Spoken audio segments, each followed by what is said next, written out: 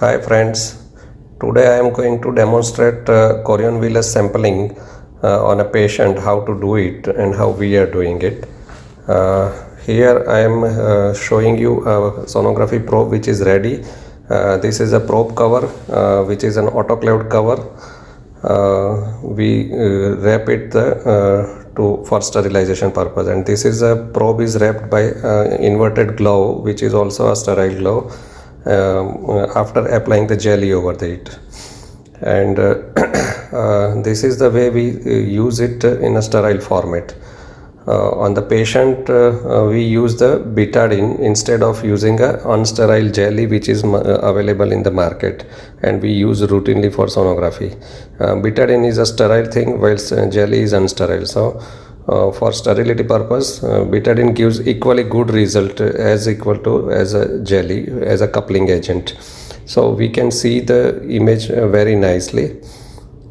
This is a needle which is a 3.5 inch needle, 18 gauge needle, and the probe has a sector which is a single plane, and the needle should go into that plane only, otherwise you will not be able to see the needle.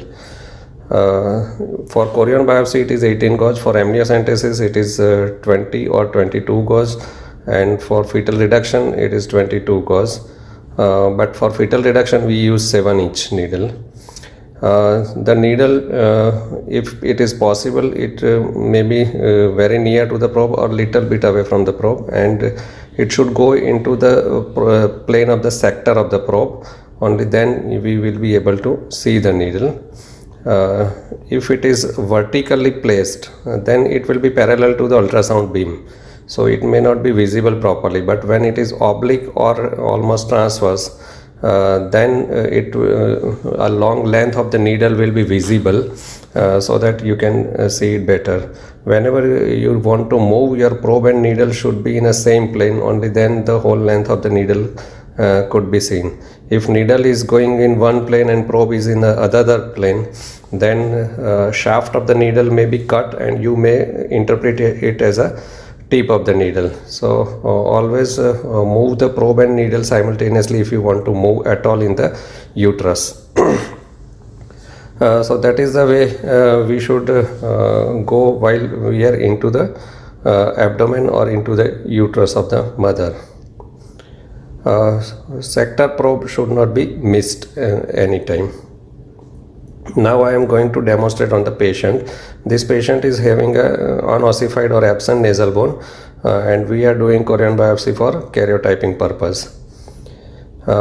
This is the sonographic picture. It is 11 to 13 weeks pregnancy, and the placenta is anteriorly placed. You can see that there is the placenta, and this is a fetus with a black color is a liquor or water around the baby, and my needle will go into the placenta. It will not touch the baby. Needle will enter from here and go into the placenta. That M mark is denoting the probe orientation mark, and so needle will enter from that angle, and the upper part is the abdominal layers of the mother, and it will needle will enter from those layers into the placenta. First we will give local anesthesia in the form of lignocaine. That also we will enter from the same area. This is a local anesthetic agent. It is a 5 cc of lignocaine 2%, and I am going to inject it into the area where my chorion biopsy needle will enter.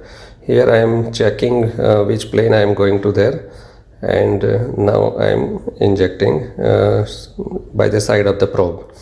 You can see the entry of the needle on the ultrasound. We are not going into the abdomen, we are going only into the layers of the abdomen, because all the organs inside the abdomen are not sensitive.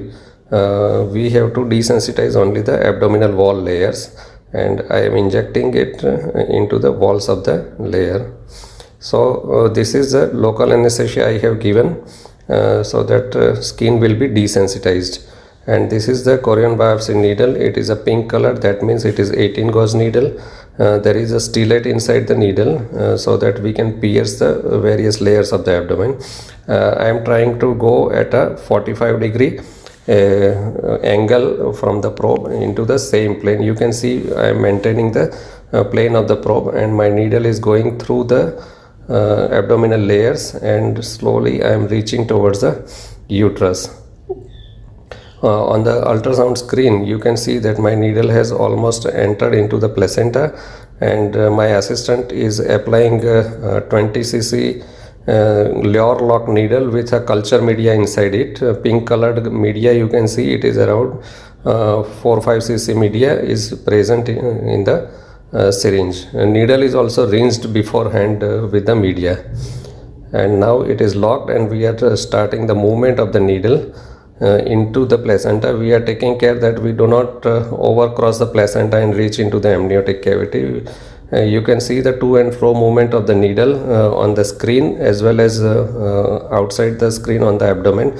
My assistant is moving the needle up and down, and I am controlling his movement by catching the needle with my index finger and thumb, so that he will not push too much inside the abdomen. Now we have removed the tissue while constantly maintaining the negative suction into the needle, and in a sterile bowl we have collected this tissue. These flaques which are floating, they are the tissue. This is enough tissue, and I need not to have any second prick to be done. Usually we should finish in one prick, and it is a good amount of tissue for doing a karyotype or microarray. Thank you very much.